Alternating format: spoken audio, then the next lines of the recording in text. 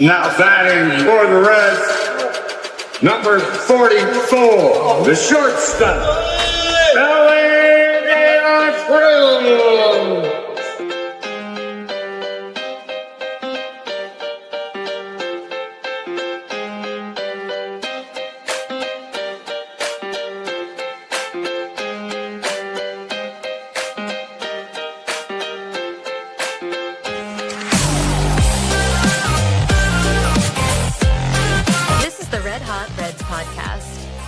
Here are your hosts, Ricky Logan and Roger Straz. Welcome to the Red Hot Reds podcast. That's Ricky. I'm Roger. It is Sunday at 8 p.m.-ish, and we are live, and we are here to talk about Reds. We would like to first and foremost thank you for tuning in to this podcast. We talk about the Reds, all sorts of things. Today, we're going to be talking about arbitration deals that happened this week, some news, some guys got signed, some different, news that happened with the TV deal and whatnot. So lots of Red stuff in this offseason. Oh, yeah, and Reds Fest is coming up this weekend. So we're going to preview that a little bit as well. But before all that, Ricky, how was your week? It was okay. It was a week. Got a little busy with all the stuff we're going to talk about here in a little bit. But other than that, not too bad. How about you? Yeah, Ricky, you were busy posting about all the arbitration deals that got made to avoid arbitration, I should say, for the Red Legs and whatnot. My week was all right. It was getting back to normalcy, right? Like we're, a couple weeks out from Christmas and whatnot, full week of school, full week of daycare, et cetera. So it was kind of like getting back into a normal routine. And then all of a sudden, we'll see how this week goes because then, I got a lot of things going on. We got possibly to tease something out. We got coming out Tuesday, or we're going to be doing something Tuesday, probably put it out Wednesday, an interview with the Reds prospect. So we got a busy week ourselves. I plan on going to Reds Fest on Friday and checking out all the things there. I hear that a certain birthday boy is going to be at Reds Fest this weekend. So that'll be great to talk about as well and see, hopefully in the flesh. Ellie De La Cruz, that is his birthday today. Happy birthday, Ellie. We could talk about him a little bit as well, Ricky, if you want. I know we didn't put that in the show notes, but you put out a great post out there that got a lot of traction about Ellie's top 10 farthest home runs. So that was pretty special. You got anything on Ellie at the moment? Yeah, so I was kind of doing some digging. Just, you know how Red's Facebook is with Ellie. He's no matter what he does, he's never good enough. He never makes them happy. So if you look at, and this is kind of like forbidden territory here, so forgive me. You look at Shohei Ohtani's first 3 years. Granted, he came over from Japan, but he was 23, I believe, when he debuted. Okay. Yeah. Age 23 through 26. He had, 47 home runs, a 125 OPS plus, 262 strikeouts. I'm gonna find out this for sure to get it right. But granted, Ellie had more home runs than Shohei Ohtani in her first 3 years, and Ellie's only played 2.5. So there's that. And I get it, the Shohei factor of pitching and all that stuff, which is phenomenal. What he does is otherworldly in baseball. Like it's not, you can't compare it to anything else other than Babe Ruth. And but like for Ellie, he just doesn't get enough credit for what he's done for the Reds in 2.5 years. And you don't know what you have until it's gone, and it's gonna be gone. Yeah, it feels like it's trending that way eventually. Yeah, that's the sad part. Yeah, the next year of arbitration, and we'll talk about the arbitration of this year, is going to be interesting. We saw an example of some extreme difference of opinion in terms of Tarek Skubal having a $32 million offering that he thought he would get from the Tigers, and the Tigers said, no, I think $19 million is more appropriate. That might be the Reds' future possibly in the next couple years. That being said, also there was that stat that I threw at you last week, Ricky, that on January 4th, 2026, Ellie was 23 years old and 358 days old, which is the same age that Votto was when he made his debut, more or less. Votto was a day older, by the way. But anyway, neither here nor there. That being said, I forgot to mention, in those 2.5 years, he's got 2 All-Star appearances. He's led the team in WAR for the last 2 years. He's led the team in basically home runs and RBIs and extra base hits for the last 2 years. There's a lot put on his shoulders. He played through an injury this year, and that decision maybe should have been taken out of his hands so that he could recover to be 100% Ellie. There's a lot of blame on both sides for that. Yeah, but either way, he played. He did. He's the best shortstop we could put out there, obviously, for this current iteration of the team, and he's got to be the guy next year again, basically, right? Yeah. Like that's basically the thing, is the expectations, because he is the guy. Like Spencer Steer never gets the expectations of he has to be the guy that gets the MVP votes. But if he has a better cast around him to help him, then that eases the burden maybe for Ellie, and maybe he doesn't have to have that sharp criticism every single time that he goes out there and makes an error. I don't know. Neither here nor there. Yeah. Happy birthday, Ellie. Happy birthday, Ellie. Feliz cumpleaños. Yeah, he is the man on this team. There's no ifs, ands, or buts about it. Same thing on the other side for pitching as Hunter, right? Hunter kind of gets that same sharp criticism. If he does never good enough, no matter what he does. He was the phenom that was on the Sports Illustrated cover as a 17-year-old for his high school. Like a lot of weight of expectation on those guys, right? Like it could be unfair, but at the same time, both of those guys have been playing well recently, and will have probably, hopefully, great 2026s, which will help this team get back into playoffs and be successful again. But anyway. Yeah, so the numbers that I have Ohtani's first, let's just say it'll be 2.5 years because of COVID, right? Yeah.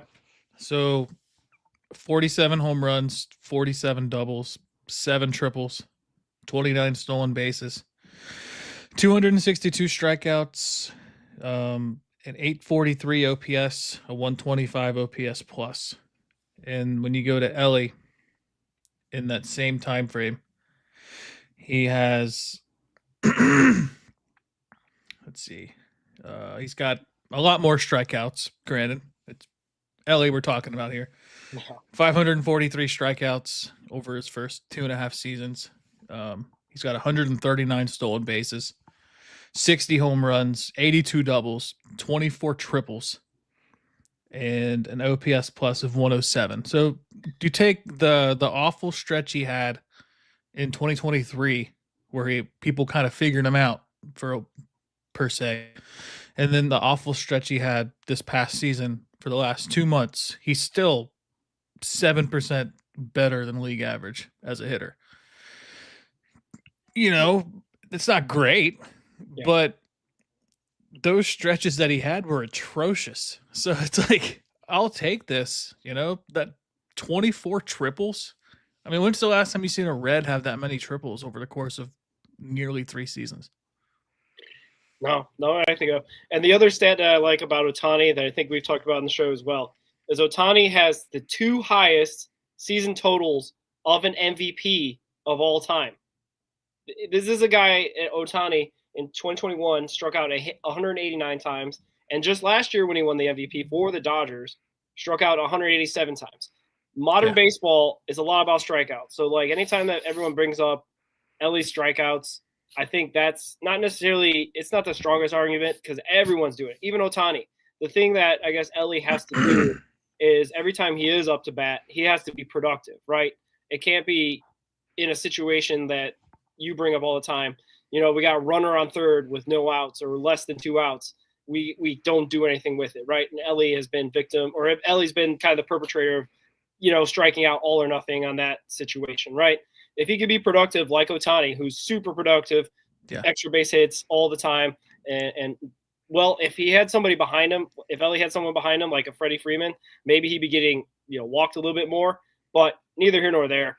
The point of it is that Ohtani is striking out just as much, and Ellie has been reducing his strikeouts the last 2 years, right? Yeah, I mean, he was on pace this season to cut it down by like 15% up until he had that just awful stretch. So Otani has had 140 or more strikeouts every year since 2021. And he had 187, like you said, this past year, 162 in 24, 143 in 2023, 161 in 22, and 189 in 21, 110 in 19, and 102 in 2018. So he actually struck out less as a younger hitter, but his OPS plus has been the tops in baseball the last 3 years. He's been the top hitter in all of baseball since 2023. Like I can't say enough about Shohei Ohtani. And the other side of Otani is that he's a full-time DH, so he's not making the errors in the field that Ellie is. That opens up the criticism for that aspect. Yeah, and he's pitching once every 5 days. Yeah, this is not an apologist podcast for Ellie completely. He has room to grow. He has things to work on and whatnot. But We're homers. We're going to defend him. The trajectory, though. The trajectory. Oh, yeah. I mean, his trajectory is insane. Is Barry Bonds like? Is Otani like? To say the least, right? Yeah, I mean, you could say Ellie's potential is like Bonds, Griffey, like that tier of player, but we've never seen that tier of player as a shortstop. Like it's just A-Rod. Yeah, but 2-time PED champion. Yeah, well, it helps. It helped a little bit. I was talking about Barry Seattle Bonds A-Rod. too, Yeah, before Texas A-Rod, the Seattle A-Rod. Yeah. Like young Barry Bonds. Hey, Pirates Barry Bonds was if he played his whole career Pirates Barry Bonds, he's a Hall of Famer, no doubt. Yeah, in fact, that's what they should do. If we want to get like nitpicky, induct Pittsburgh Pirates Barry Bonds and don't induct. Yeah, just put it from 1982 to 1994. Yeah, just leave. Just have him have a Pirates hat on, and then there's no confusion. It's just like for Pete, man. You could have just had Pete as the player, Pete Rose, and banned the manager, Pete Rose. That's all you had to do. There you go. We solved baseball. We fixed baseball, Ricky. They make it so complicated. I don't know. It's really not that hard. Yeah, we could talk about baseball making itself complicated with the TV deal later, but I do have a post coming out tomorrow about Barry Bonds, and I feel like it's going to trigger some people. But let's continue. Okay, no spoilers. No spoilers. Stay tuned for that. The guy that is going to Reds Fest, as it's been confirmed, the guy we've just been talking about for the last 10 minutes, Mr. Ellie Antonio De La Cruz, was confirmed. There was some little drama, not unlike the World Baseball Classic drama that happened as well. He is confirmed for Reds Fest. He will be there per all the posts from the Reds official site on X and whatnot. And it's going to be a good time because there's going to be a lot of guys there. There'll be Bronson Arroyo, the mayor will be there. Like all these guys that come back for Reds Fest. Marty Brenneman will be there for his poker tournament and whatnot. Should be a good time. It has definitely been a long time. I feel December 2023.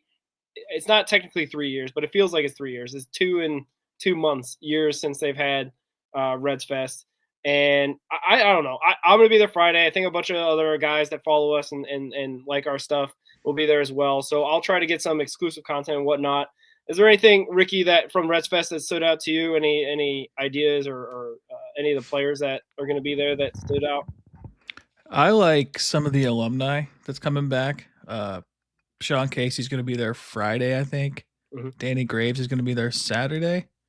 Austin Kearns is going to be there Friday. Oh, yeah. Devin Mesoraco and Tucker Barnhart both are going to be there. So it's kind of like the passing of the torch catchers. It's kind of cool. Yeah. Can we just talk about Mesoraco for a minute? Had he not hurt himself with the hip injury? I don't know. We're talking far better than Tyler Stevenson as a catcher. Okay. Yeah. I mean, how many home runs did he have that year? Oh, it was in the 30s, nearly 40, 39, I want to say, or am I thinking of somebody else? For all the injuries he had, he's still a 4.5 WAR player. So he had 25 in 2014. Okay. He had a 147 OPS plus. That's pretty good. Yeah. 273, 893 OPS. Yeah, I can. What could have been with Devin Mesoraco, it's a shame. He was an all-star that year too. It sucks, It's because he got the extension. I wonder if that's maybe one of the reasons the Reds have been so scared about Stevenson, because they extended him and then he had the hip injury, and then he never played more than 80 games the rest of his career after 2014. Yeah, I think I've said that in this show as well. I feel like we're repeating ourselves. We're like old broken records. But I think catchers are the running backs of MLB. They you could get them cheap. You can get them at like market value, not have to like overspend on them and whatnot. But unfortunately, because of the difficult physical nature of the position of squatting and having to throw and having to, they don't have to block as much. Luckily, with all the new rules, which hopefully means some guys will have longer careers, than past guys. You know what I mean? What was the guy for San Francisco who got concussions all the time that now is their front office? What's his name? Buster Posey. Buster Posey. You know what I mean? Hopefully guys like that will have longer careers because of the new rules around the plate and whatnot. Neither here nor there. The point is it's still a difficult position. You're catching 100 miles per hour with your hand and just a glove in between. So I would not be surprised. You said it, and I don't know if necessarily – your insider antenna went up, Ricky, because that sounded like something that the Reds front office would say. It'd be like, hey, we're thinking about extending Tyler Stevenson. And then someone in the meeting room says, well, what about Devin Mesoraco and what happened there in 2014 or whatever? So, yeah, and it also makes sense because they're not giving him the money that he's asking for in arbitration, which we'll get to in a little bit because that's a thing unto itself. And it hopefully won't be ugly. And I think I might even – texted you or we talked about it last show. Like, when was the last time they had like an ugly arbitration thing? And Gino Suarez came up. I looked up in 2018, I believe, and then Lucas Sim, I guess, had one in 2021 where they had an arbitration go to the hearing. So it's rare. Yeah, you don't want to try to make your employees upset by telling them they're worthless in a meeting. You're only worth this much to us, pal. Yeah, I don't know exactly how, like a TJ Frito feels at this point. But anyway, we'll get into that in a little bit. I'm kind of excited. Tito's going to be there as well. Our guy, Willie Harris. Don't they got that poker tournament too?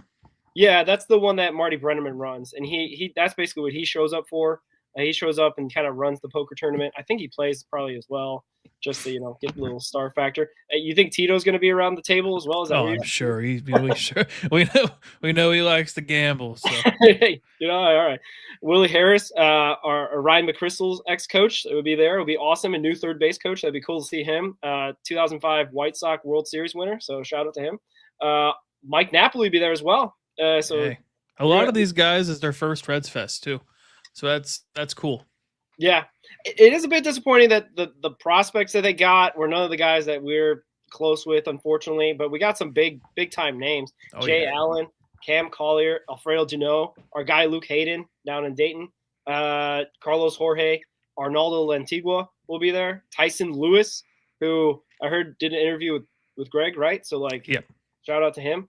Nestor Laurent, Mason Morris. And then Mason Neville, and then also JP Ortiz, like a lot of guys that are really in our top 30, right? In our top 30 top prospects. So it'd be kind of cool to see that and those guys be out there. I'll try to get a couple pictures and talk to a couple of them. It'd be nice to run into Dano and pass out some stickers. Guys. Yeah, sure. Yeah. I mean, I got some right here over here somewhere. So you're gonna be our guy this week. yeah. I gotta expand the brand and whatnot. So. And then, even Jim Day will be there. Tommy Thrall, it would be cool to meet him as well. Hey, and tell them to come on the show. They have podcasts too, Yeah, they're busy guys. So, but yeah, it should be a good time. Oh, you got Todd Frazier will be there. The Todd father. Yeah, the Todd father. But yeah, it should be a good time. It's kind of like a Reds party, to say the least. From the last time I went in 2023, just a bunch of Reds fans just nerding out over Red stuff and. Some people having there with their booths to sell stuff and advertise stuff and whatnot, memorabilia, jerseys, red stickers. Yeah, I'll have to give those away for free. I don't think I can sell those out there. No, we're just passing them bad boys out. Yeah, exactly. Yeah. Hopefully, we won't get in trouble with any of the security guards and whatnot. Sundays and Wednesdays. Yeah. So, anything else you got on Reds Fest 2026? No, I guess, the last thing I wanted to talk about with Mesoraco, his best season was his age 26 season, which was his fourth season as a major league player. So if you go to Tyler Stevenson and go to his fourth season, would have been 2023. It was an awful year. We all know he had the injury the year prior with the broken collarbone or whatever. Yeah. I think he had a concussion too, if I remember right. It sounds right. But Stevenson's best 2 seasons were 2021. He played in 132 games. And then 2024, he played in 138 games. Granted, he played more games in 2023. We talk about Francona with Ellie, we were throwing out Tyler Stevenson batting $140 for a long time. Yeah. Playing first base because he couldn't catch, carrying 3 catchers, and he wasn't hitting. Yeah. But if you take Stevenson, let's just say 2024, right? His best season, which would have been his 5th season. Mm-hmm.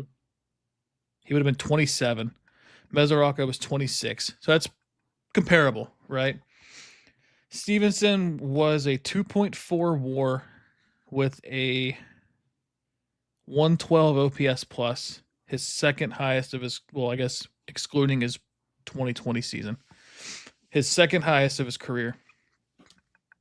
And he hit 19 home runs with a 782 OPS.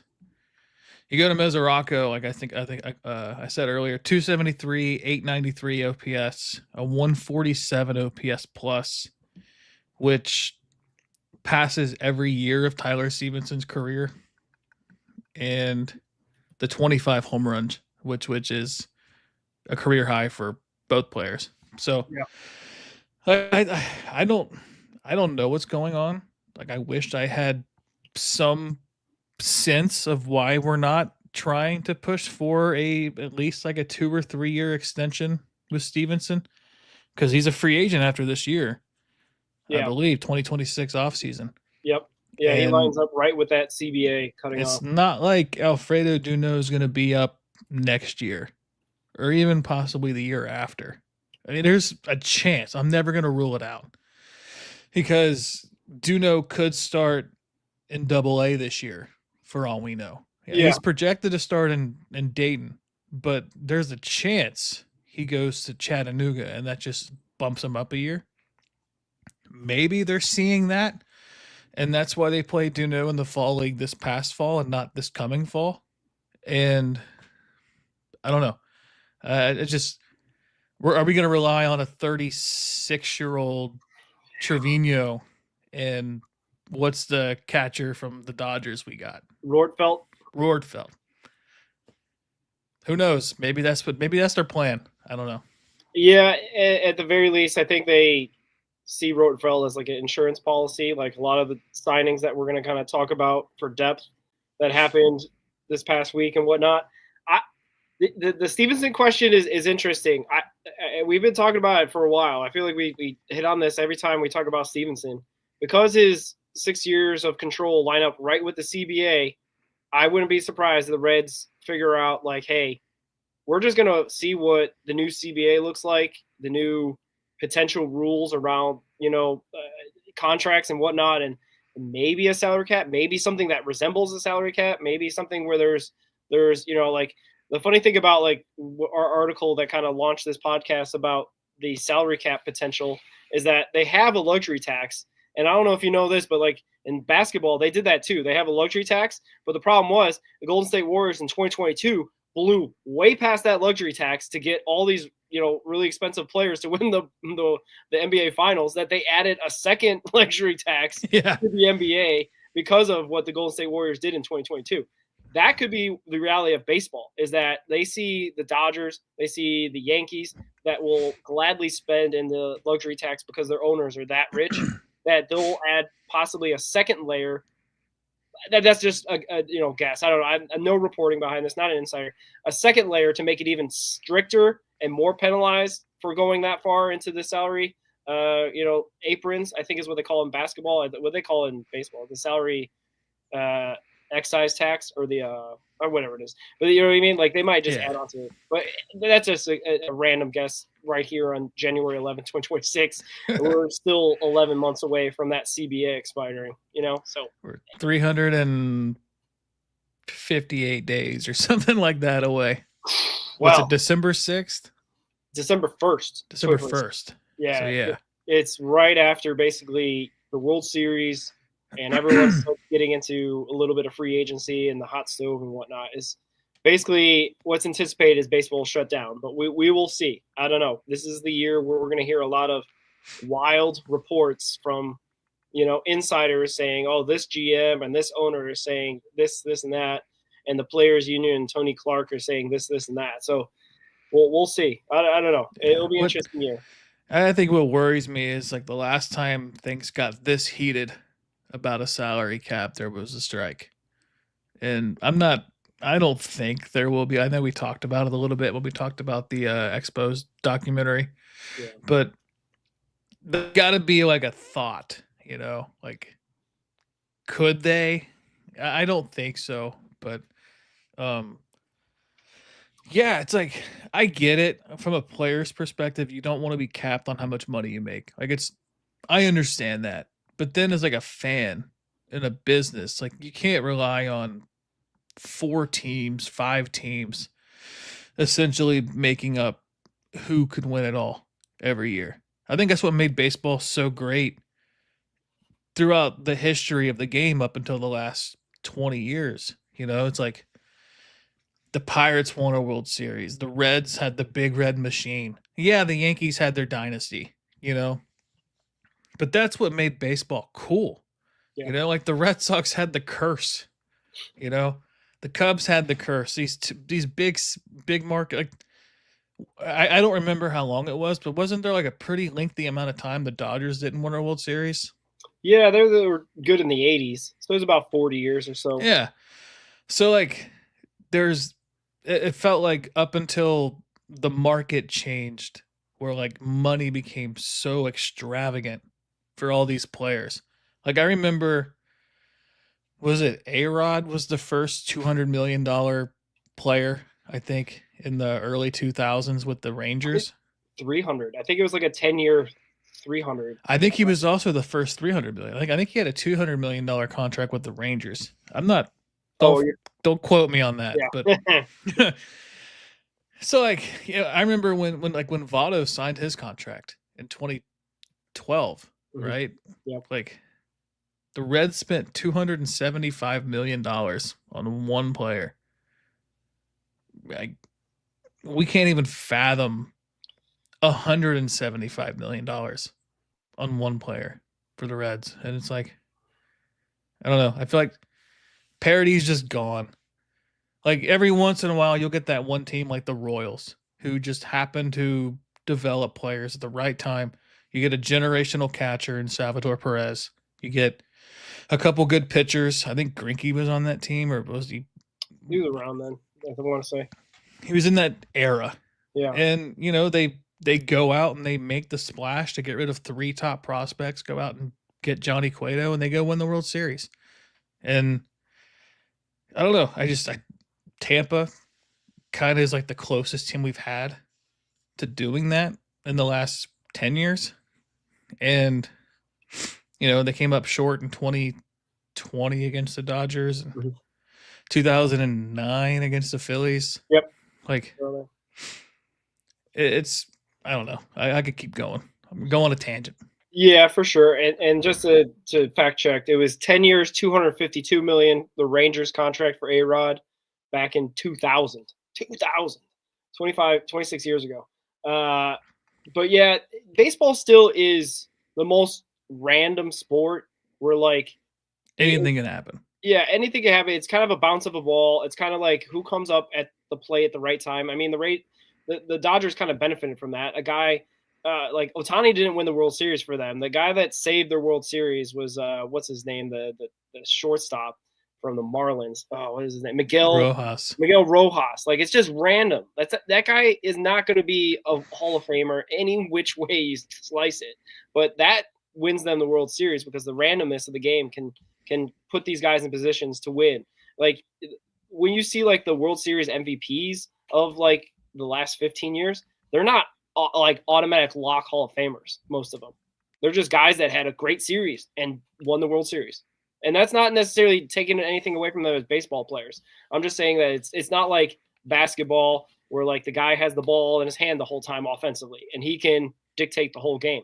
Or like football, the quarterback has the ball in his hand offensively a lot. So that ends up being the most important player and generally the MVP most years, right?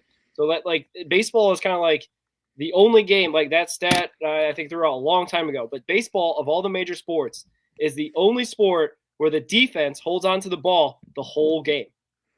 I mean, unless you're a big cricket guy, that's how it is. But the defense has the ball. They dictate how the game goes, and you have to just try to hit it where they ain't, type of thing, and basically try to out analytic the other team in terms of strategy and whatnot and all that stuff, which makes the game, I would say, more ripe for parity. But if you buy all the best players, you drown that out a bit, and that's what we're kind of heading toward. We look at how the World Series went with the Dodgers, and I get it. Like, the Blue Jays are top 5 in spending too. I'm not defending or saying anything about that. Yeah, like we did get the 2 top 5 payroll teams in the World Series, but when you look at the Dodgers in particular, the players they brought out in Game 7, Blake Snell came out and pitched an inning.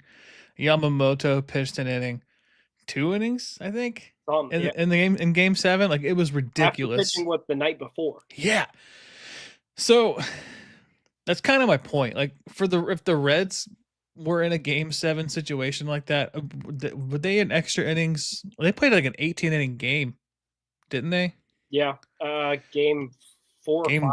Yeah. So if the Reds were in that situation against, let's just say, I don't know the name of an American League team with a high payroll besides the Yankees. The Blue Jays, I guess. Blue Jays, sure. Like, if they were in that situation against the Blue Jays, like, the Blue Jays have the advantage with the players they've acquired compared to the Reds. Like, the Reds would rely on rookies, or Connor Phillips or Brent Suter, like those kind of guys. Yeah. And it's just it's crazy, the disparity between once you're beyond a certain threshold of payroll. Yeah. I don't know if you want to get into this. A big reason why that the NFL can do this, or even the NBA, is their TV deal. A big reason why that the Dodgers and the Yankees can spend money is their local TV deals are super, super lucrative, to say the least. The LA Sportsnet or whatever, Spectrum Sportsnet out there, and then the Yes Network in New York, and that helps. Like, the TV deal that the NFL gets allows them to have 50 something odd of their revenue from Amazon, Fox, and all that. Like, while teams like the Reds, they do get some of that share of that national money, but they just put out recently the NBC Sunday Night Baseball stuff. The Reds are on there 3 times, right? And that's great for the Reds, but the Bengals play on national TV every weekend, and sometimes even in the primetime slots of Monday Night Football or Sunday Night Football, even when they have terrible seasons. So that revenue sharing that happens in baseball at the national television deal level is not enough. And I know that they got out of their ESPN contract and they're trying to break it up, kind of like how NFL is, by doing streaming and doing different, they're going back to NBC for the Sunday Night Baseball and whatnot. So I think they're trying, if I'm going to give Manfred any credit, to try to get into the game of big time television revenue. But the problem is then the other games that the Reds are not on national TV is on this local, Bally's, Diamond Sports Group type situation. And those companies are going out of business. They're going bankrupt. As the article that I read for you, that you had out there, about the Bally's deal being ripped up, and now basically they're going to go to MLB.TV to do their production of local games. So it's I guess all in all, it's a mess, and hopefully the Reds can salvage something out of this with their probably going to be $19.99 a month for streamers on the MLB.TV, because that's what it was looking for the Diamondbacks last year. But like, what is your take on this whole TV deal debacle? Yeah, I think that a lot of the issue is I think streaming kind of came on too fast. Like, we're seeing it's not just baseball, like the NBA.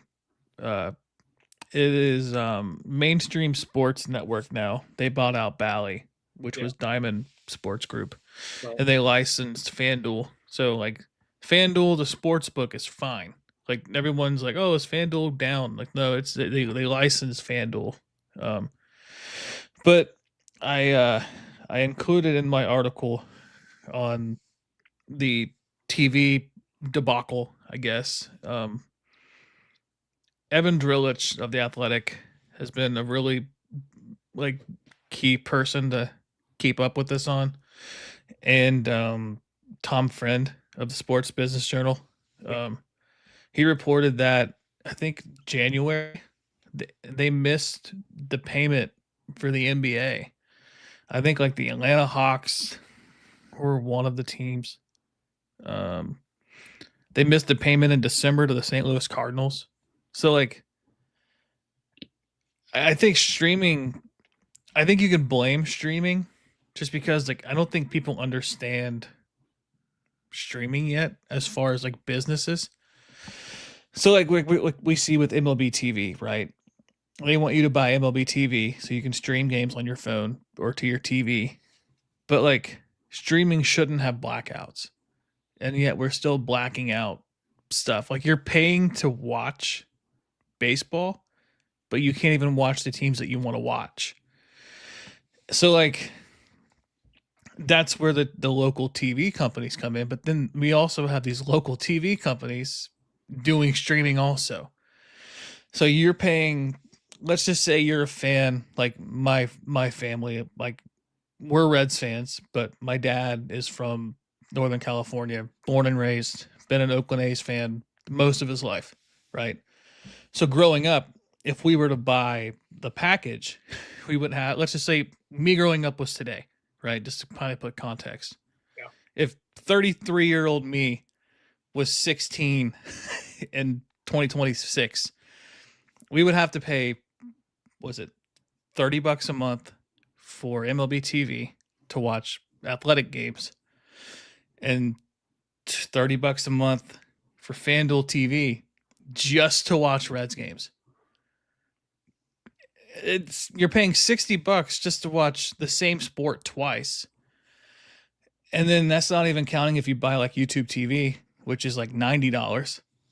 And a lot of the YouTube TV channels, like we saw with the whole ESPN debacle and Disney, you know, like they were fighting over that. It's like streaming is cool. It's easy. It's simple, but it's far from being ready. I think it's such a work in progress that it's really affecting businesses like professional sports teams.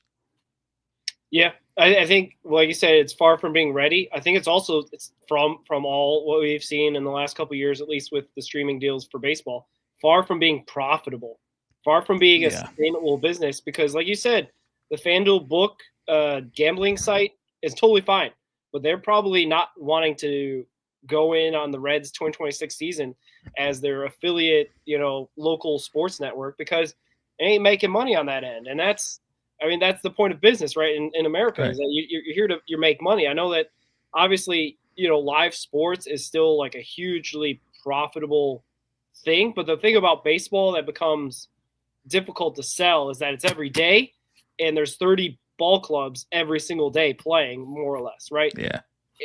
That's at least 15 games a day, or at most, I should say, 15 games a day that you are selling a product to 30 different markets. And that can be difficult because not every market is going to be interested in watching 162.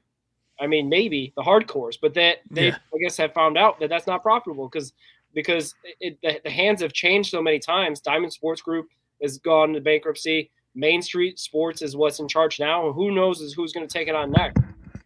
I mean, the only alternative, which no one will really like because they've done it for the MLS, is like if Apple buys it, because Apple's so profitable that they could just write off these losses left and right and have no problem because they would gain subscriptions to their service.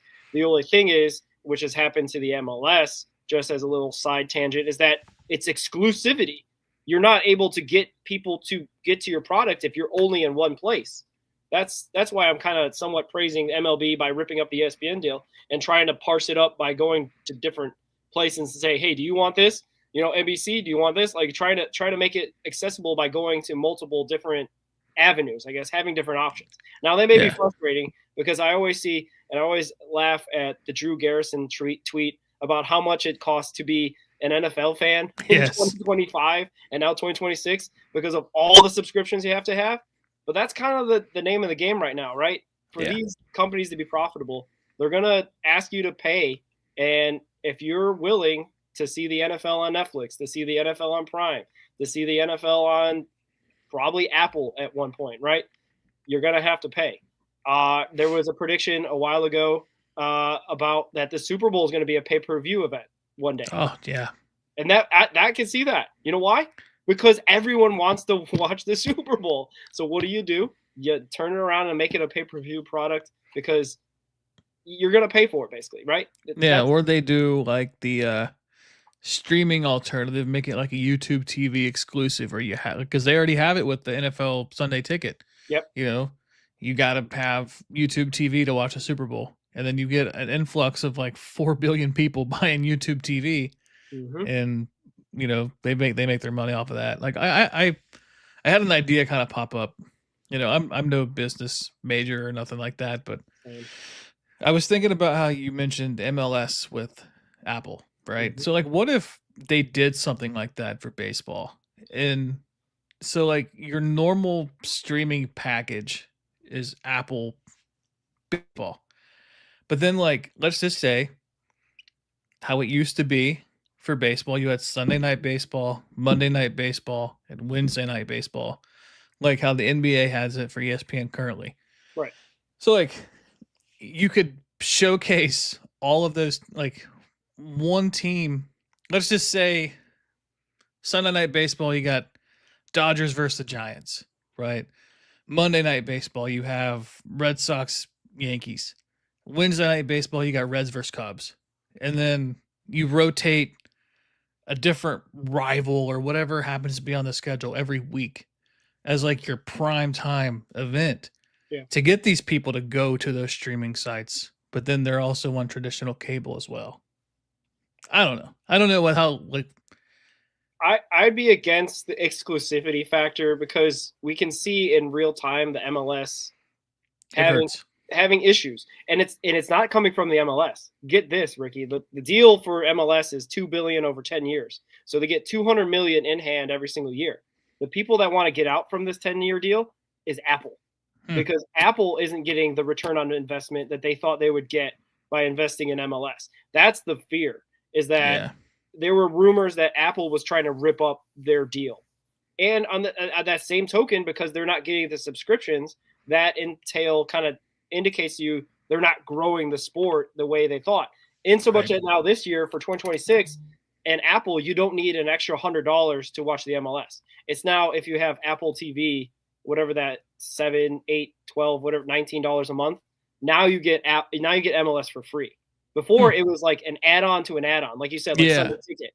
It was basically like Sunday Ticket for soccer, and everyone was like, "I'm not paying $100. Like, I'll just wait for the game of the week." Like you said, the game of the week that was free, watch that, and if there's some free previews that they would have sometimes, you would do that because, like you said, only the hardcores are really tuning in every single match. So I'd be really if Apple was approaching or MLB was approaching baseball, I'd be kind of scared because especially if it's exclusive rights, right? And even if it's just exclusive rights to like the games that the regional sports networks would get, right? Like the Tuesday 7 p.m. game and the Thursday 12:30 getaway game. If they're only getting those, maybe, but still, I'd still be wary of it. I think like I said, if anything, there's something to praise about Manfred is ripping up contracts now to get new contracts for TV is the best way to do it, because yesterday's price ain't going to be tomorrow's price. So at very least, they should be getting more money in theory. Yeah. Now, if the TV, like the TV companies are like, you know what, baseball, you guys aren't that popular anyway. We'll just offer you the low ball deal. Then we're going to be in real trouble as a sport. I don't know. I'm encouraged by the NBC deal. I'm encouraged by ESPN buying up basically the MLB.TV games, even though that's going back to ESPN, which a lot of people have some issues with, and that's fine. Like if a lot of Dodger games. Yeah, a lot of oh my gosh. But and then Netflix. Oh yeah, Netflix is going to have opening day and the home run derby. Yeah. So like I know it's annoying to say that like you have to have 7 different platforms to watch a sport, which it can be, right? Obviously, like I referenced the Garrison tweet. But if on a business side, if you got multiple outlets who want your product, that might mean that you might make some money off of that, and then they'll make the sport hopefully sustainable long term. Yeah, no doubt. I just hope that the greater minds prevail and the right deal gets done, because I just don't want to see the death of the sport television wise, just growing up, I'm sure you could kind of relate too, is like Sunday Night Baseball with John Miller and Joe Morgan. It wasn't just the big market teams. It was like the team that was good at that moment, and then now it's just like, I think I saw a graphic for last year's Sunday Night Baseball. It was just Yankees, Dodgers, Mets, Phillies, and it's just like, come on, like there's maybe some Braves. How are you supposed to grow the game nationally when the only teams that you show are the biggest market teams? And I understand like big market sells, but there's 30 teams and you're only showing 4 of them, 5 of them. It's just, I don't like it. Yeah, no, ESPN definitely fell into a trap of just doing that. For better or for worse, they obviously have to justify their numbers to their bosses and to Disney and whatever. But like, it wasn't good for the sport to just advertise less than like 10% of the league. You know what I mean? Like that, or less. You got to grow the sport obviously best you can, and which is why they keep throwing the Reds into these big games like the Speedway, the Field of Dreams game, like that kind of stuff. Like they're trying to get these markets. I would say whether or not the execution of their ideas is another thing, or whether or not that having the Reds kind of be irrelevant for the last 10, 15 years, that hurts obviously growing the sport as well, which is why again we kind of always circle back to the CBA, circle back to the talks of potential salary cap or salary floor, because God forbid you want the Marlins to spend as well if you're gonna try to be competitive across the board and not just. Show always comes back to the Marlins. Yeah, man, that stat that what is it? Juan Soto makes $46 million a year for the Mets, and that was the active salary for the Miami Marlins in 2025 was $45 million. So that talk about disparity, Ricky. There's a big disparity. Like one guy and one team, and they're supposed to compete against each other. It's supposed to be kind of level playing field. I mean, Anyway, I don't. Any other thoughts about this TV deal type situation? No. Just hope it gets resolved. Yeah. You'd like to think that they can. I mean, I don't know. This is what the commissioner gets paid for, and the people in that offices in New York, they are paid to keep the league relevant, keep the league healthy, keep the league, thriving on whatever TV deals they can do, whatever sponsorship deals, whatever they can do, right? Maybe they should listen to our show a little bit more. Maybe they get some good ideas to implement in the coming years. Or maybe like a Speedway Classic Series, the 3 games, so they don't get rained out on Saturday night, for example. But neither here nor there. But we were talking about poker and gambling earlier, Ricky, and Vegas has put the Reds in a pretty positive, I would say, light as opposed to like Fangraphs and some of those steamer projections kind of go put out every single year. Vegas has put the Reds at 83.5 wins over under. And my first thought was, okay, that's what they did last year. They haven't really changed the team too much. Maybe they're just kind of going off of that. But based on like the projections of the past and how a lot of other, sites have put the Reds at like 77, 76 wins, 78 wins, 83 sounds really positive and sounds like it's an easy bet to possibly put as over for me. What are your thoughts on the Vegas projections? Yeah, I kind of like the over on that. I think I've said a couple times. I think if we get a bounce back from Matt McClain and Spencer Steer doesn't regress and Ellie doesn't have 2 months of atrocious baseball, they probably win 90 to 92 this year, I think, just based on how their pitching was. And, they've improved their bullpen. I stay pretty well. They just signed Pierce Johnson today. Yep. Really good reliever from the Braves. They signed Caleb Ferguson, which he was one of the guys that I was really kind of hoping they'd go after. I'm not sleeping on the Michael Toglia signing either. He played college with Matt McClain at UCLA. He was a first-round pick. Obviously, he's got talent. Mm-hmm. Funny enough, his power is more showcased on the road compared to being at Coors. He's got more home runs on the road than he did playing in Colorado. Huh. Maybe just because they got that high wall. Maybe the line drives. He's a switch hitter too. I didn't know if you knew that or not. I didn't know that until yesterday. Okay. But yeah, it's like there's moves, and I don't know where I've seen it, but I feel like I saw Santiago Espinal still on the roster. MLB.com still has him on there. Granted, he's in Louisville, but I thought he exercised free agency, so I'm confused by that. So we could still see some Santiago Espinal 2-hole in 2026. Oh gosh. But yeah, Gavin Lux, and it's like I get it. It's not sexy, but Gavin Lux did have the best batting average on the team this past year. And if he could just have a little bit more power, let's just say 10 home runs as opposed to 5, I think he had this year, I think that looks better. And I wouldn't be as upset as him DHing batting 5th. But if let's just say hypothetically we get what we want and the players that we Spencer Steer's first month and a half was absolutely ridiculously bad, and then he was a well above league average hitter the rest of the season. If you have Matt McClain bounce back to around league average, put him a little bit over, let's just say like a 105 OPS plus or a 95 OPS plus, where he's just below league average or just above league average. I don't see why you couldn't see where you have, let's just say, Friedel leading off again, and if Marte can hit the way he hit, have him hit second, Ellie batting third,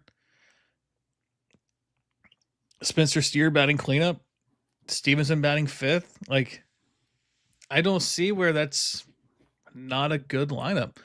I like it. That doesn't sound terrible. And if for some reason we can get CES to be the player we think he can be and hit 25, 30 home runs, like put him in the 6-hole, like, man, it's a whole lot better than what we expected. And who's to say that Reese Hines doesn't get regular playing time this year? Will Benson might get some more playing time. Toglia maybe gets called up, plays decent, becomes the first round pick that he was. I could see 83 wins being surpassable. I could see 88 to 89, 90 if Hunter Green and Lodolo were healthy. I wouldn't be shocked. Yeah, for sure. 83 seems like, or 83.5, 84, whatever you want to call it, seems like it has to be the baseline. And I think they base it mostly on the fact that the team is the same team for the most part, with some changes. Obviously, Nick Martinez is gone and whatnot. According to this, he did elect Santiago Espinal did elect free agency on November 1st. He got outrighted in October 2025, but the logs don't say that he elected free agency. They say other guys elected free agency. But so there's some little tinfoil hat stuff on there that Santiago Espinal is still actually in the org. He's just in the minors at AAA. So he still could be the Reds bench coach if he retires as well, if we got to go down that path. But yeah, the team is the same makeup. It's the same basic core that we've kind of come to expect, with a bunch of bubble guys that we talked about in the last episode that could make it or break it this season in terms of being on this roster, in terms of contributing in a positive way consistently. And that could determine whether they are an 83 win team or 87 win team or 90 win team. You know, it's a lot of ifs, and obviously you can't really depend on ifs, which is why I think a lot of the fan base was kind of upset that we didn't go after the bigger names, didn't really get, into the game in free agency. And from the looks of it maybe the front office and Bob Castellini are kind of like, because they knew about the TV deals, I feel like, for a while, or maybe had some inkling or some indication, because that is a big chunk of the revenue. If they're not getting it from Main Street, FanDuel, whatever you want to call them, that contributes to the roster payroll. So like, it ends up being a situation where if they do sign a guy like Schwarber, he has to pay for himself because there ain't no TV money coming in now. So they would really be relying on fans in the seats. Yeah. And we laugh at it, obviously, and it's kind of like also just kind of a sad thing also, because we're just laughing at it because we don't want to think about the sad implications of the truth of it, because it is seemingly, as we look at it today, pretty much kind of a true thing. And obviously we kind of hit on this a while ago as well in a couple episodes, that maybe it's just Broccoli Bob's money and none of the other owners are forking up anything to help get free agencies as well, big time free agents as well. So like I don't know. We're in the bargain bin stage of the free agent period of the Reds, and we picked up some good names, and we picked up some others, and we can transition to that topic because you've hit on a couple of the names. Caleb Ferguson, one of them, left-hander, right? Unfortunately, the guy that they picked up that was also for depth, what was his name? He just got DFA'd and picked up by he got the waivers. His name's already escaped me. That's how big of a acquisition he was. Well, he had a heck of an error. I tweeted on it. That's why I got to look back at it. But also, the Tolia is a very high upside, low risk situation. Even the JJ Bleday, Dane Myers situation are high upside, low risk, which is what the Reds technically go for on a often near every single year. We're saying the same thing in terms of guys like even like a Will Myers or like anybody else of that ilk that are kind of in their like bounce back period of their career, right? So we're definitely kind of trying to get the depth. We're trying to get the depth because I guess we didn't even mention this guy, and we'll let you talk about it a little bit more, Ricky. Your guy is back. The hamster is back on a minor league deal, and I feel like a little bit the Reds org is kind of trolling the fans because they must know, because not only did they sign him to a minor league deal, he's the first guy that I at least heard publicly get a spring training invite from the minor league deal guys. So they must know something, because I was like, this is interesting. I'm trying to still find that guy that was here for Keegan Thompson. Keegan Thompson, that's right. Shout out to him being here for about less than a month. And hopefully he's got, hopefully he's going to have a better season out there in Colorado. Yeah. Maybe. I think Dane Myers hits 15 home runs just because he likes Skyline Chili. I heard that. Yeah. Yeah, big Skyline Chili guy. I guess he had a coach or whatever from. Yeah, his high school coach was from Cincinnati, and he was a Reds fan. So they said that when they went to Cincinnati for something, he's like, "Hey, you got to go to Skyline." And sure enough. Yeah. Shout out to Greg Kuffner, Reds Daily 4 for that interview. Check that out on his site. Dane Myers opening up, also a man of faith as well. What I learned in that interview, so that's nice. Yeah. For Mr. Myers, hopefully he has a good season this year. I'll be rooting for him for sure. Any other thoughts on the guys that were just picked up this week? I know we joke about Garrett Hampson, but I feel like that's just kind of a depth piece. I would be not surprised if in a couple weeks he's doesn't make it out of camp, spring training camp. Tolia hopefully is a guy that will make it out of camp and be productive, if not in AAA at the very least. Because there was a commenter that put in Carrick's Facebook page that AAA is going to be awesome with like potentially Benson, Hines, CES, Michael Tolia, Blake Dunn. It's going to be a heck of a team down there in Louisville. I mean, we're probably going to see Austin Hendrick back down in AA just because there's nowhere to play him. Yeah, sorry to break the news to you, Ricky, that he's going to have to earn his way into AAA. He'll just make the major leave roster out of spring training. We'll be all right. Yeah, I didn't see he get his spring training invite yet, so we'll wait on that one. We'll have to have a special show on that. But yeah, any other guys that jumped out at you, or anything that jumped out at you this week for signings for the Reds? I guess I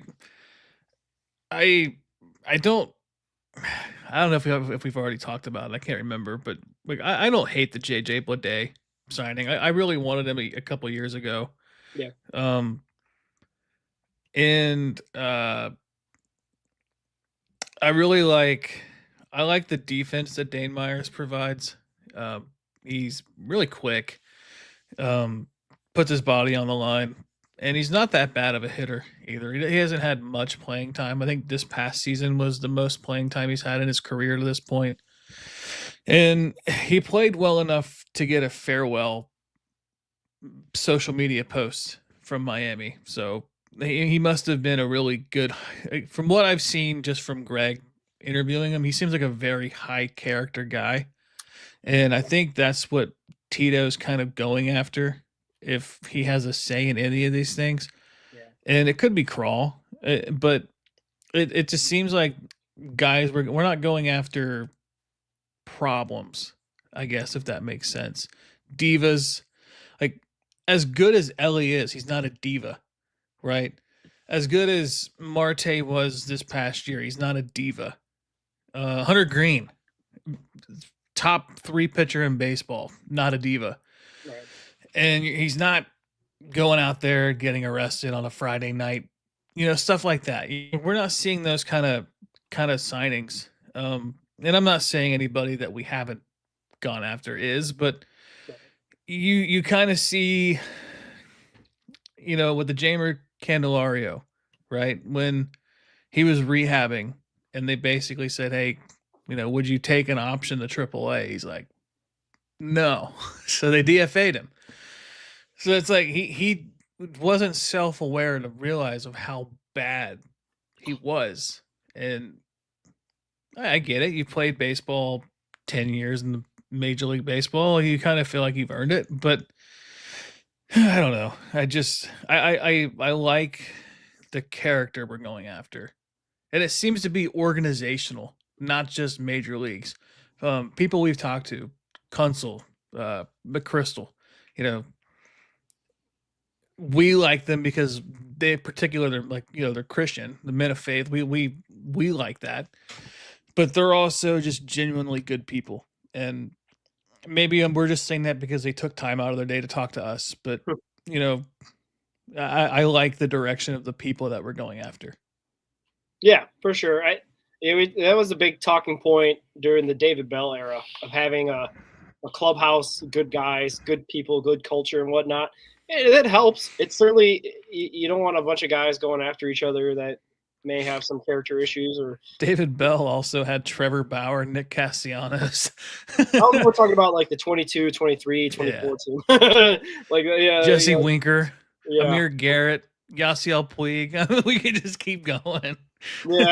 Yeah, you could be right. You're right there. But yeah, now I think obviously Tito probably also wants just baseball guys that want to be here to play baseball. Whatever role they're asked to do, they're going to do it, because he's a guy that isn't very. He's not going to be soft on their feelings. If he needs something from them, obviously he's going to get it. He's going to get it. He's going to tell them. And if he doesn't get what he gets, he's going to get to the next guy, kind of thing. Old school approach, like next man up. We're not here to kind of like play the guys that, even like a Candelario, a guy that is making the most money on the team. He's not getting charity playing time or whatever. end up DFAing his butt because he's not helping the team. That's essentially, hopefully, the philosophy at the very least. And a lot of these guys are also probably pretty humble because a lot of them are coming back from, struggling for a bounce back year or what have you. So I would like to think that they're hungry and ready to play and wanting to prove to a Hall of Fame manager that they're worthy of wearing that Reds uniform, because that in itself is kind of like the selling point of playing in Cincinnati. At least I would think it would be to just say, hey, I get to go play for Tito Francona. This guy's won 2,000 games in his career. Like, let's do that. I don't care what it takes to get me there, which, obviously you talked about last show. Justin Turner was in that camp. Maybe we get a spring training invite, minor league deal out of him if he's not signed still. That may be down the road a little bit, but like that's the mentality. We want everyone hands on deck, pulling on the rope the same direction, because they want to make sure that they get this ball club back to prominence, because it's been a while, right? Like, it's been a while. It's obviously you got the 2020 playoff year, but like it's been since 2013, really, if we're going to be like realistic, or 2014 to be realistic, right? Like that's a while. That's 12 years. A lot of baseball fans have been born in that time and never seen the Reds really win a playoff game. So let's get back to those glory days, like you said, the wire-to-wire champions, like Greg Kuffner would say, and let's put on like a good product, right? Like that's the biggest thing, right? A lot of fans can withstand losing if they're putting on a good product of players going out there and playing their butts off, a manager that seems to have a good understanding of what players to use at what time, so you can put out the best competitive team possible. That's all we kind of really ask for, at least me in my old age. That's what I kind of ask for. Every time you go out there, you give your team the best chance to win, to be competitive, no matter if it's against the Blue Jays, the Yankees, or against the lowly Pirates. So, that's all you ask for, really. Yeah, for sure. And, Santiago Espinal had his place. It just wasn't in the 2-hole. No. Well, maybe AAA 2-hole, but we'll I was looking at his splits. Kind of worried about Francisco Urbáez about that now. Yeah, so Santiago Espinal, batting 7th, has a 333 average and a 666 OPS. Hall of Famer at the 7-hole. Yeah. That's crazy. That's for real? And that was just last year. Okay. Yeah. How many bats did he get there? Because I feel like he didn't bat there a lot. Let's see. Let's see if I can find the at-bat total. At-bats. Batting, what did I say, 7th? Yeah. 24, which would have been third highest. He had 119 batting second, hit 193 in the 2-hole. Anyway, okay. To be fair, Matt McLean only hit like 210. Yeah, And, yeah. Like, well, it's this is why Tito's got to listen to our show, because from the jump we thought that we should put Ellie in the 2-hole since opening day. Like, just throw him in there. He's the best hitter. We get the most at bats, and we'll figure it out from there. You could still do the left thing because he's a switch hitter. I don't know if Tito knows that. Maybe what sucked though with Ellie, he was the only offense for a while. So like everyone's like, yeah, Ellie should have the most at bats. So like I gotta remember the stat correctly, but I remember seeing something about the first 2 hitters got out and then Ellie reached base. And I think the 4-hole hitter would get out, I think. So it's kind of like it wouldn't matter where you hit him because he wasn't going to score much anyway. It wasn't until Austin, like Austin Hayes was hot for a little bit, but then he was hurt. And then he would get hot, and then he would get hurt. Candelario was non-existent. Steer through April was like a 29 OPS plus. Like, it was awful. Like, even McLean, the first, I think, 2 weeks of the season was hitting 300. Like, he was doing good. And then I think he tweaked his hamstring. And that was around the time everything just kind of fell apart. Yeah. Yeah. Well, speaking of McLean got a raise from his salary. I think even my father-in-law sent me like a text about like he went from like $750,000 a year to what does he end up? 2.45. Oh, I got 2.3 is what he ended up getting. Yeah. But anyway, the arbitration avoiding deals came out this week, leaked out through X, through Mark Feinstein and some other baseball insiders and whatnot. And a majority of the guys that were eligible for arbitration got paid, got pretty much what they were asking for, and maybe a couple exceptions, not so much. And also there was a sad story that Ricky wrote about that Brandon Williamson just missed the Super 2 arbitration. And For by his sake. one day. That stinks Yeah. because now he's got to go arbitration next year. If you remember right, McLean debuted on May 16th, I think, or May 15th. And Williamson debuted on the 16th, or the day after McLean debuted. And it just so happens Super 2 falls on McLean Day and not Williamson Day. Which, for the Reds, it's nice because you're not paying somebody who hasn't pitched in a year and a month a significant chunk of your payroll, which, granted, $2 million for the Reds is a significant chunk of their payroll compared to the Mets having to pay a Super 2 to somebody who hasn't pitched in a while. Right. But I think hopefully it's sort of a motivating factor for McLean just to be like, I got, we kind of had to, but he got paid, and it's kind of like your first real, like, I'm here kind of moments, getting your first pay raise. Like, I'm sure you felt that at your job. The first time you get a pay raise, you're like, holy crap, like, I like this. This is nice. And then you go back to hating your job. And then you get a pay raise. You're like, oh, I like this. And then you go back to hating your job. Yep. But I don't think unless you're Anthony Rendon, like, you don't hate the job that you do as a professional athlete. Like, you've worked your whole entire life to get there. It's like the ultimate goal. But yeah, it's like, it's crazy that one day they just happened to debut those guys back-to-back days. They didn't happen to need to start him the same day they debuted McLean. Like, that's wild to think about.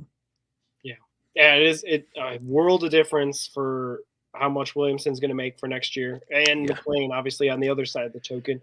But yeah, all the other guys that got their arbitration avoided, Brady Singer got about 800,000 more than he got projected for. Lux got about 500,000 more than he was projected for, 5.5 million for Lux.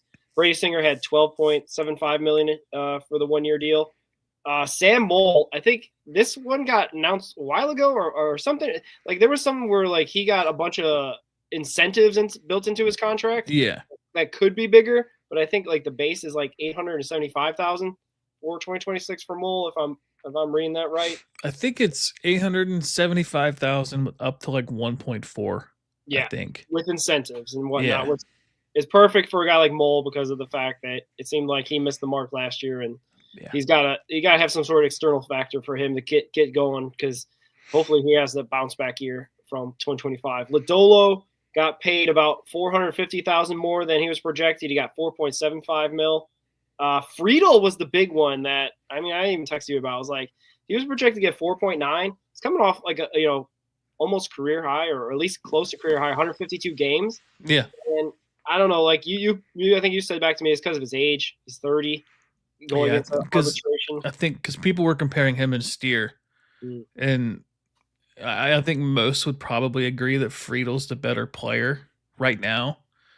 Just overall body of work, I guess. Yeah. It's close. They're really similar players. Just, I think Friedel's defense sets him apart from Steer, but Steer being 27 and Friedel being almost 31 kind of plays a hand in that. Yeah. So Friedel got 3.8 million for his arbitration 1 year deal. It was projected 4.9, but same thing with Steer though. He was projected. He took less, 4.5, and he only got 4 million. Benson got a little bit more than he was projected. He got 1.725 million. It was projected to get 1.7 million. Then Tion got less. He was supposed to be 2.4, but only got 1.8. Coming off a career year, that's, I don't know. 80 games. He pitched almost half a season. Yeah, I feel like he got a little short change, but maybe he's just taking what he could get and doesn't want to fight it out in the arbitration court or whatever. And yeah, we talk about McLean and Williamson and whatnot. The two guys that did not get their money and are going to arbitration later this month, I believe. Ty Steve, as we kind of alluded to, and Graham Ashcraft, your guy Graham Ashcraft, it was asking for, what was he asking for? 1.75? Yeah. So what made me laugh about this, the total amount of money between both players where their discrepancy was less than $1 million combined. Yeah. Stevenson's was like $400,000, $600,000, and Ashcraft was less than $300,000.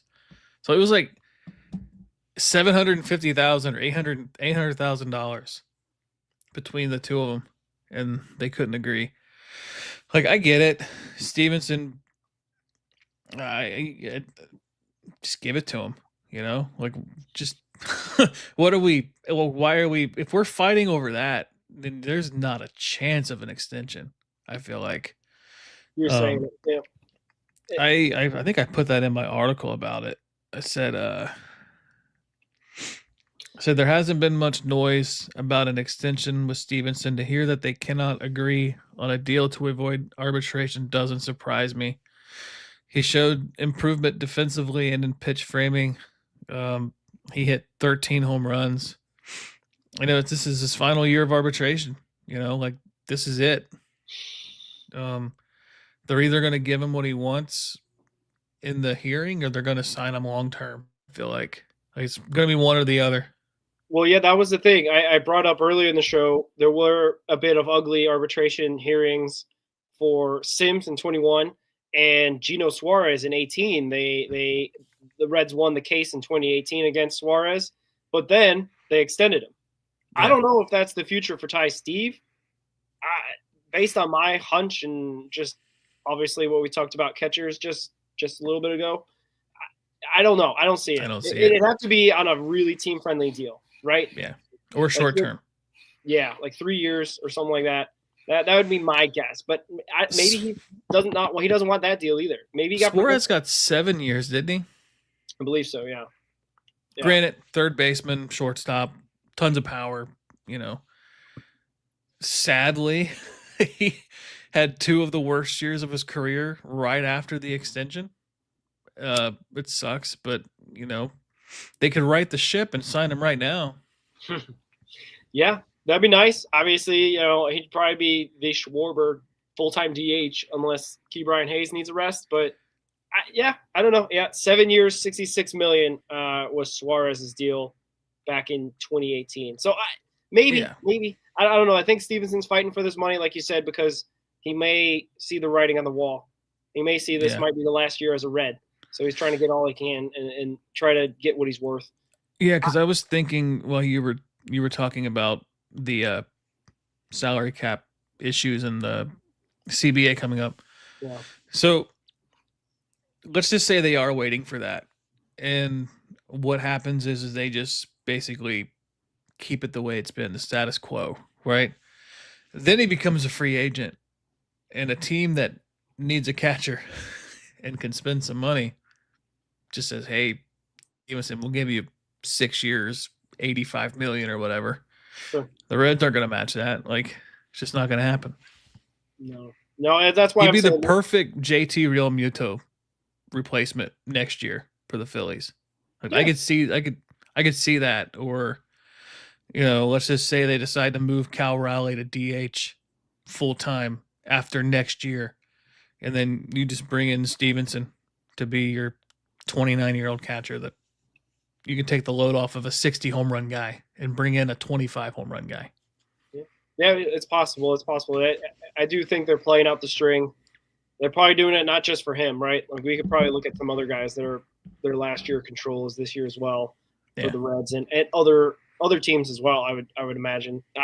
I don't know. I haven't heard any real big extension stuff. Obviously, Bregman got a big contract from the Cubs recently, but that's, I think he opted out of his deal and whatnot in thinking, was it Boston? So it is what it is there. I'm talking about like inner team extensions. I'll have to look that up and see what ended up happening. I know your Sacramento A's did a bunch because of the whole deal they had to make sure that they would be okay to move into Las Vegas sometime down the road and whatnot. Extending certain guys like Severino and whatnot. Swordstrom.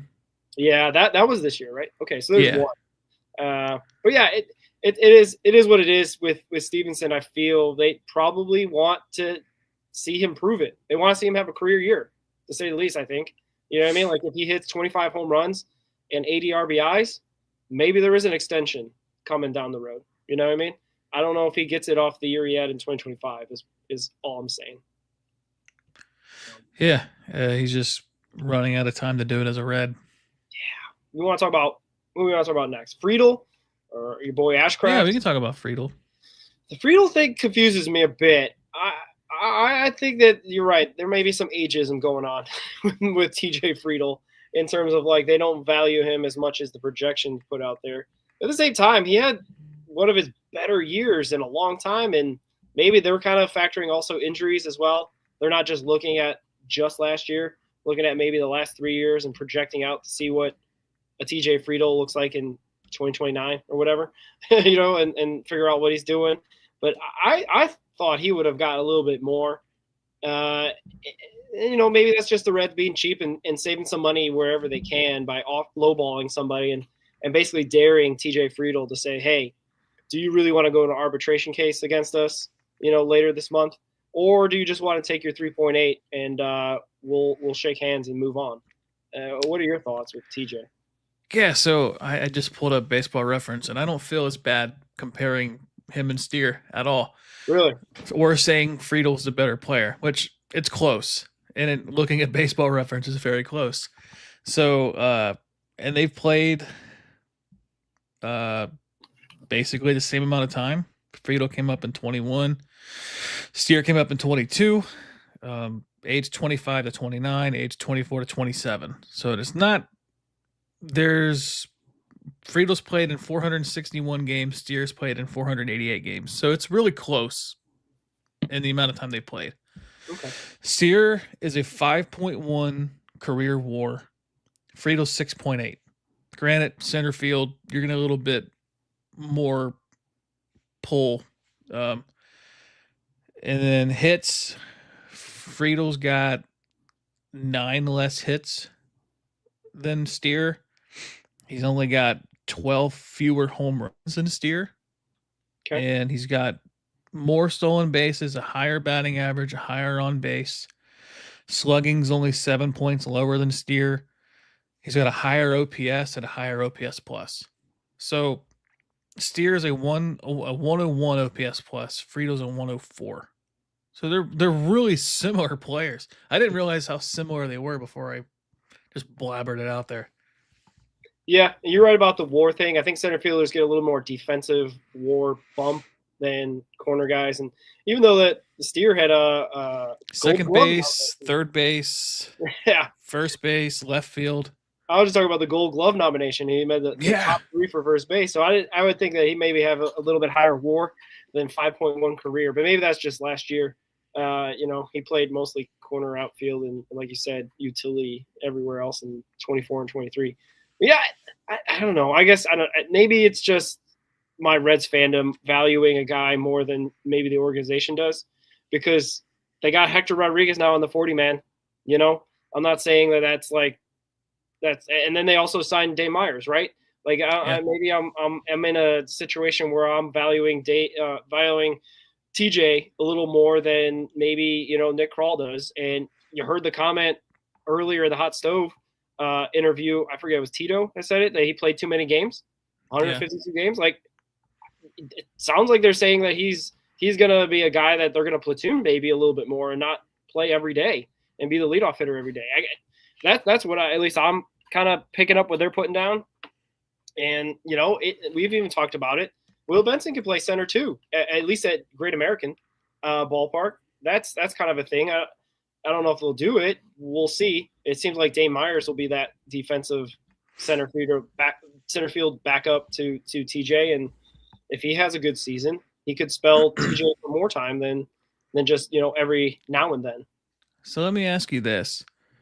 With the acquisitions we've made with Myers and Blade and Friedel, if he's not locked down center field, he's going to be your left fielder if you're going to play Blade and Dane Myers in center. Just being younger players, you want to take less risk for Friedel, even though I love Friedel's defense in center field. Do you do you entertain the idea of trying to trade Spencer Steer now, getting the most value you can for him, being that he has had seasons close to 100 RBIs, 20, 25 home runs? And I get it. It's kind of like addition by subtraction or subtraction by addition, however you want to look at it. It's like you hate to get rid of a guy that could hit 25 home runs, but if you could package him with another player you're going to lose, let's just say Brady Singer, and you can package the two together and get a decent, controllable player, and then you can play Sal Stewart every day at first base and just let the kid play. And then you sign a guy like Suarez and put him as your DH in your backup third baseman. I think the organization values Steer. I do too. Over even a Friedel. So like the scenarios I was kind of throwing around in my head was like, if the Reds are really struggling this year, if they're nowhere near 83 wins, going into the All-Star break, into the trade deadline, yeah, maybe you get the most value for Steer because he's on the older end of his, controllable years.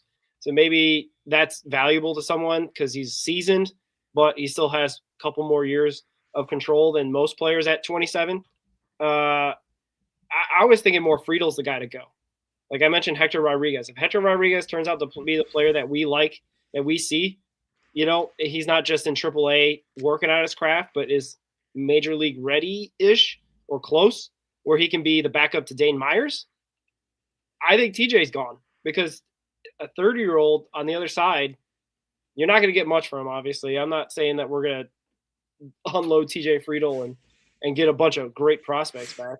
Yeah. But it could be a situation where you're just kind of getting him off the books like Alexis Diaz, right? Like maybe they see something that we don't see, that he's going to be on the downturn of his career. Like maybe last year was peak TJ, right?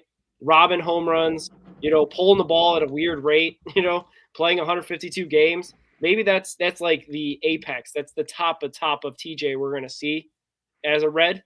So maybe you try to get rid of him before it becomes super apparent that he's, they say in England, down tooling, or he's on the decline. So I think it would be more than getting rid of Steer. They see Steer as such a utility guy. They could play him all over, and I think they really like Spencer Steer at first base, even though that us Sal Stewart stands here are going to want to see Sal Stewart in the lineup wherever you can put him, even if that means second base for all we can do, or third base to get rid of Ke'Bryan Hayes. Like Carrick always wants to trade him every single week. We'll see. The opening day roster will be interesting. When we do our opening day roster, it'll be interesting to see where we're at. Yeah. It may be different than where we are right now on January 11th, but right now I think we kind of know what this team is. Like you said, it's more or less the same team with a bunch of guys we're banking on bouncing back and having either career years or just having average to above average years, right?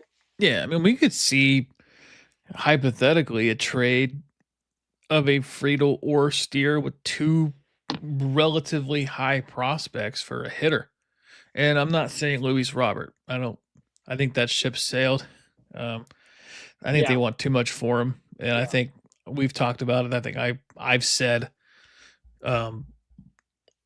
I think Carrick pops in right there. Trade Hayes. I said trade Ke'Bryan Hayes, and then Carrick heard me from wherever he was in the world. He popped up because I was just talking about trading Ke'Bryan Hayes. Carrick. Hey, you know what though? He's under control for like 3 more years after 26. I think he's under control through 30. Yeah. If he puts together a season where he's close to a league average hitter, I say you move him. You hit while the iron's hot, and if he turns into Nolan Arenado in the future and goes out and hits 25 home runs wherever he goes, you bite the bullet. But I think you could get something decent based off of his defense alone. Brenton Doyle, send him to Colorado. Whew, I would love that. Yeah, so would I. And we're trying to find any trade to get Bretton Doyle. If he Yeah, watches the I goal, mean, you want some peanuts? You yeah, want we want I don't know what's the like royalty? What does Cincinnati royalty get around here? Grater's ice cream? You want some Grater's? Lifetime contract to Grater's ice cream. Yeah, we'll Anyway, give yeah. you 100 bags of Grippo's barbecue chips a year, plus a lifetime supply of Grater's ice cream. Hey, if Hey, I ever got that contract, I'd be a happy man. plug and hopefully maybe they could be a sponsor one day down the road. I want to plug a Cincinnati company that I not know much about, but Wolbers. You ever hear them? They're always a sponsor on I think the Reds on the radio. Their Okay. mustard The is mustard, yeah. awesome, and I've got jalapeno mustard, and I got that. I got it for Christmas from my father-in-law. It's awesome. So shout out to Wolbers. We'll try to get you as a sponsor. It's great. I'm not saying that needs to be like the new sponsorship deal instead of La Rosa's or anything like that, but Wolbers is awesome. Shout out to them and their jalapeno mustard. Yeah, I'm a sucker for Grippo's, man. I buy the Grippo's seasoning bottles. I Oh, just no. we made pizzas today, and I put some of that on my pizza. It is so good. I if there's two things we're off the rails here.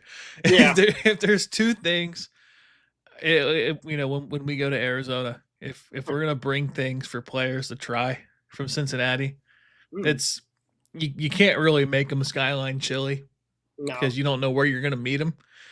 You Yeah. can give them a can, I guess, and just say, "Hey, go buy some spaghetti." But you're gonna try Grippo's barbecue chips or the other flavors too. I don't know if you've had the other flavors or not. They got salt and vinegar is really good.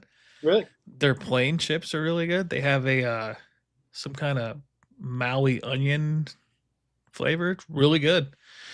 I'm a sucker for Grippo's. It's Yeah. part of me. Yeah. Yeah. Shout out to Cincinnati. Shout out Grippo's. Well, yeah. I Free don't out know. of the day. I don't know if we want to get back to the arbitration talk or whatnot in there, or get some hot takes off if you're ready for that at all. There is one comment, Carrick's chiming in about trading one of the catchers. We did not talk about that. Yeah, the trading of Tyler Stevenson's a possibility. I can see that for sure. Or trying to figure out what Rotefeld's going to be, you know, like in this organization, because they traded for him, right? Like it wasn't like they picked him up off the cheap pile. So a trading of a Tyler Stevenson this year could be. I mean, yeah, and out of all the players they've signed and DFA'd and re-signed and DFA'd, Roorfelt wasn't one of them. You know, they got rid of Banfield. They DFA'd him. Did he come back on a minor league deal? Or is he okay? They brought in Keegan Thompson. They DFA'd him. They brought in the pitcher from the Cardinals, Jose. I thought it was Munoz something. Rodri Munoz, yeah. So they bring him in, DFA him. Like the one player they haven't touched is Roorfelt. Like I do find that weird. And like Carrick says, he would 100% be cleared. Yeah. Sure. I mean, that's why I find it odd that they're not. Yeah, I mean, it was Spires too, right? Spires got outrighted, and then they signed him back to a minor league deal as well. So we said he'd be claimed. Maybe they're protecting him, yeah, because they think he'd be a hot commodity as a catcher.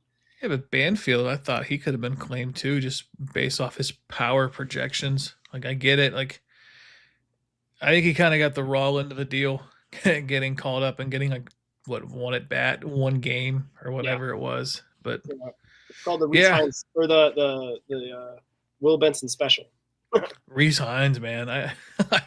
That guy has not had a fair shot. At least Benson got a year. Yeah. You know, he got one full season of playing time. I guess if you want to do hot takes, I think I'm going to stand by what I've been saying this whole offseason. I could see one of, if not both, if it happens, you know, Stevenson and Lodolo, or I'll put the or in there too.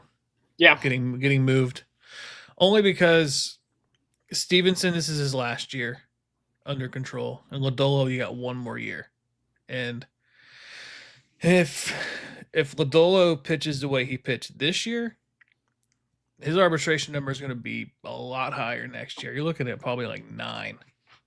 If Singer got 12 in his third year, I can see one of those two getting moved. And I guess another thing is too, kind of the Tarek Skubal situation where he requested like $32 million and the Tigers offered him 19, which is the biggest discrepancy in arbitration in history of arbitration. What is Ellie's going to look like in his last year of arbitration if he reaches it with the Reds? What's it going to look like in his first year? Yeah. It might look like that his first year, if I may presume. I don't even know. Like you were talking about the Vladdy Guerrero before he got extended had 1 year of arbitration that was 25 mil.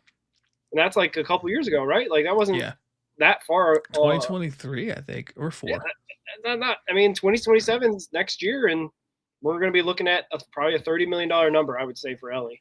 At least that's what. Yeah, we're looking at his first arbitration year this offseason coming up.